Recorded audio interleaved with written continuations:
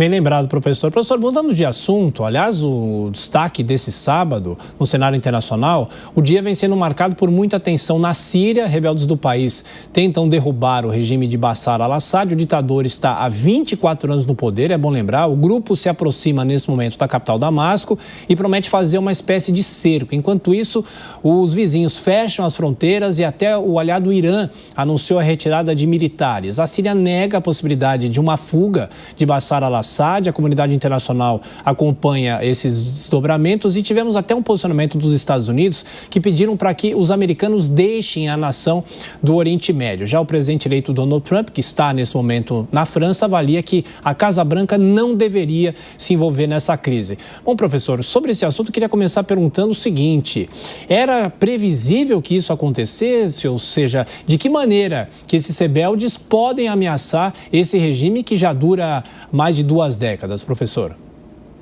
Pois é, né? E isso está relacionado justamente com esses outros conflitos que estão acontecendo em outras partes do mundo. Isso porque a Síria, ela contava até então, ou conta ainda, por mais que seja, a gente possa dizer que de maneira menor, mas principalmente com o apoio da Rússia para se manter e com o apoio do Irã também. Então, a Rússia, que desde 2015 ali tem estado bastante presente naquela região, agora já não está mais, porque ela tem suas próprias preocupações ali na Ucrânia. Então, a mesma coisa acontece com o Irã, que está cada vez ali com um conflito mais direto também contra Israel. Então, esses países eles estão mais preocupados consigo mesmos do que com a Síria. Existe realmente a possibilidade de que esse regime caia. A cidade de Alepo, que é uma das principais do país, já foi ocupada por esses grupos de rebeldes. Então,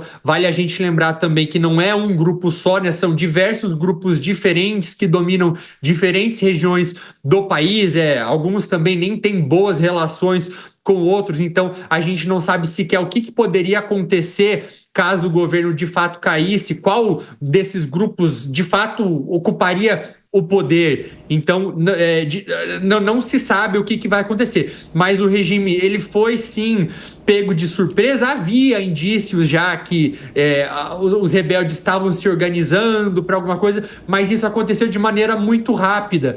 E o exército sírio, né, o exército do governo, ele talvez o que tenha surpreendido foi a fraqueza. Então, muitos sequer quiseram reagir, não quiseram lutar, o que fez com que esses rebeldes conquistassem essas cidades com muito mais facilidade. Então, há de fato indícios de que o governo, o regime do Assad, ele possa cair nos próximos dias ou até mesmo nas próximas semanas.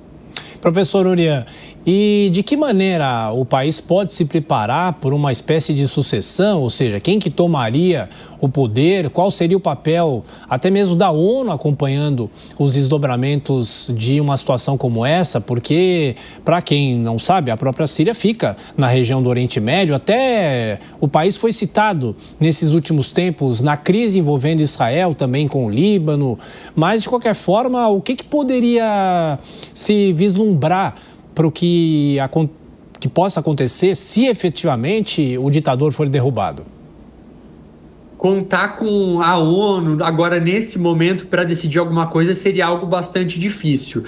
Até mesmo desde quando começou a guerra civil na Síria, em 2011, nós vimos o Conselho de Segurança conseguindo sim aprovar algumas resoluções, mas diversas outras foram vetadas ao longo da história. Então, a Rússia, por exemplo, ela vetou 17 resoluções apenas até nesse ano ou no ano passado, apenas em relação à Síria, tentando blindar o regime do Assad. Então, é muito difícil, em um momento no qual o Conselho está dividido nesses dois grandes blocos, entre bloco ocidental de Estados Unidos, Reino Unido e França, e do outro lado Rússia e China, que ele conseguisse chegar a um consenso, sendo que claramente o lado ocidental apoia um lado, né? Existem ali grupos como as forças democráticas sírias apoiadas pelos Estados Unidos, né,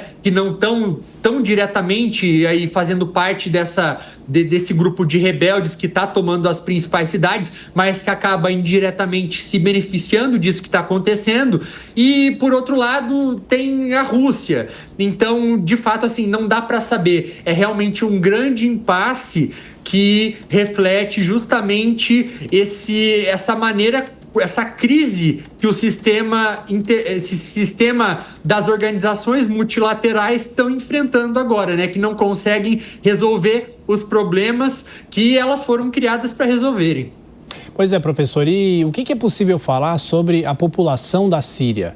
Porque há uma ditadura, né? Muitas vezes aqui para o Ocidente as informações chegam incompletas, chegam deturpadas. A população apoiaria a derrubada desse regime? Olha, é uma informação que é difícil afirmar se sim ou que não, mas de fato existe uma insatisfação bastante grande com o governo, eu diria talvez a maior parte da população. Existe sim uma preocupação, mas é uma preocupação em relação a quem viria depois. Porque tem alguns grupos que, por exemplo, se colocam como mais moderados, mas poderiam, por exemplo, perseguir algumas minorias religiosas. Mas existe, sim, um descontentamento gigantesco, porque a crise econômica na Síria é algo muito grande. Então, inflação generalizada, desemprego generalizado. Então, eu acredito sim que a população queira algum tipo de mudança, mas ao mesmo tempo existe um receio de que quem vai ser esse grupo que vai ocupar o poder no lugar do atual regime. E esse atual regime é uma ditadura também, não dá para chamar sequer de governo, é uma ditadura sanguinária que usou inclusive armas químicas que são proibidas internacionalmente contra a população civil, vale a gente sempre lembrar disso, mas não se sabe assim o que vai acontecer depois e quem vai assumir. Então, por isso que não dá para afirmar se a população apoia de fato. O que a gente pode dizer é que é um país que já enfrentou grandes diásporas, né? Foram pelo menos ali 6, 7 milhões de refugiados sírios partindo em direção a outros países, muitos em direção à Europa, o que inclusive ajudou na ascensão de diversos regimes nacionalistas, populistas europeus que são contra a imigração. Então isso até dá para relacionar com o que está acontecendo agora na França, né? Olha que coisa. A Síria, que até poucas semanas atrás estava recebendo refugiados do Líbano, porque o Líbano, por conta das ações do governo israelense, muitas pessoas foram obrigadas, muitos sírios que tinham saído da Síria em direção ao Líbano, estavam voltando para a Síria. E aí agora, eis que surge uma nova crise de refugiados também, com potencialmente milhões de deslocados, e no final das contas é aquela história, né, Tiago? Os civis, os inocentes vão ser sempre os mais prejudicados.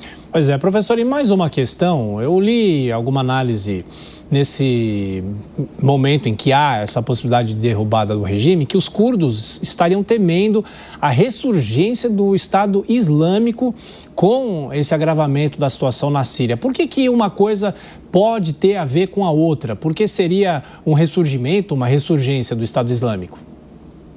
Existe porque um desses grupos, ele é como se fosse ali um braço, um derivado daquilo que lá atrás seria Al-Qaeda, né? Então existe um radicalismo que acaba preocupando bastante os curdos. Então nós temos hoje ali grupos que são apoiados pelos Estados Unidos, grupos que são apoiados pela Turquia.